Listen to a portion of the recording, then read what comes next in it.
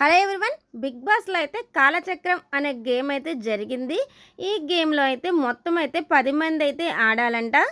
ఐదుగురేమో owners team నుంచి, ఐదుగురేమో teenage team నుంచి రావాలి. తనూజాను, ప్రియా అయితే సంచాలకులుగా వ్యవహరించారు ఈ ఆటకి. ఇమ్నాయినులు, భరణి గారైతే ఆడేటప్పుడు వాళ్ళు పట్టుకొని కాలచక్రాన్ని నుంచోవాలి. అప్పుడైతే వాళ్ళని లాగటానికైతే ప్రయత్నించాలని చెప్పారు. కానీ సంచాలకులుగా పెట్టలేదు. ఫస్ట్ అయితే వీళ్ళిద్దరిని పెట్టాకైతే రూల్స్ విపరీతంగా మార్చేశారు వీళ్ళిద్దరైతే కలిసి. వీళ్ళ టీము డిస్కస్ చేసుకున్నారు మధ్యలో అయితే మర్యాద మనీష్ అయితే ఏంటి టీం మాట్లాడుతున్నారు, టీం డిస్కషన్ ఏంటి అన్నారు. అప్పుడు ప్రియా వెంటనే మనం మాట్లాడుకున్నాగా, వాళ్ళు మాట్లాడుకుంటే తప్పేంటనింది. ఏంటో వాళ్ళు చేస్తే తప్పులేదు కానీ వీళ్ళు చేస్తే మట్టుకు తప్పు అంటున్నారు. అసలైతే గేమ్ స్టార్ట్ అవ్వకముందు సంచాలకులుగా పెట్టిన తర్వాత మినిమం అయితే లైవ్లో చూపించిన దానికైతే ఒక గంట సేపు ఉంటుందండి. సంచాలకులుగా వీళ్ళ డెసిషన్ ఇదని ప్రియా ఒప్పుకోవట్లేదు, తనూజ కూడా ఒప్పుకోవట్లేదు. ఇలా భరణి గారు అయితే ఇమ్నానీల్ని అయితే ఆడనివ్వలేదు. అసలైతే ఆయన పట్టుకొనేది హోల్డ్ చేసేసారు.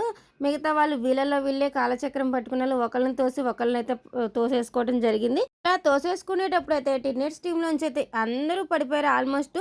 ఒక్క సుమన్ శెట్టి గారు అయితే చివరి వరకు ఉన్నారు. ఆయన వీళ్ళనైతే పవన్ కళ్యాణ్, డెమన్ పవన్, హరిత హరీష్ వీళ్ళ ముగ్గురు అయితే ఉన్నారు ఓనర్స్ టీం నుంచి.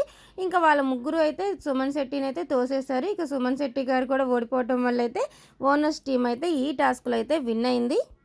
కానీ ఇక్కడ హైలైట్ ఏంటంటే ఆట అయితే మొత్తం జరిగింది మటుకు లైవ్లో చూపించింది మనకైతే జస్ట్ ఇలా 5 నిమిషాలు కూడా పట్టలేదేమో అనిపించింది ఆట. కానీ సంచాలకులుగా వీళ్ళ టీం మొత్తం, గ్రూప్ మొత్తం, ఆ టీము ఈ టీము అందరూ కలిసి అయితే డిస్కస్ చేసి అలా ఉండాలి రూల్, ఇలా ఉండాలి రూల్ అని పెడతాకైతే మినిమం ఒక గంట పైన పట్టుంటుంది. ఆట మటుకు 5 నిమిషాలు మాత్రమే జరిగింది. ఇంకా అయితే గేమ్స్ అయితే జరగనున్నాయి. ఈ ఒక్కరి గేమ్తోనే అయిపోలేదు ఆట.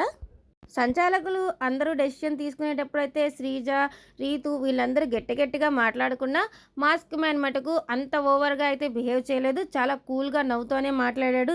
విపరీతంగా సంచాలకులు డెసిషన్ తీసుకునేటప్పుడు మాట్లాడుతున్న శ్రీజ, రీతు అయితే ఆట మొదట్లోనే కింద పడిపోయారండి.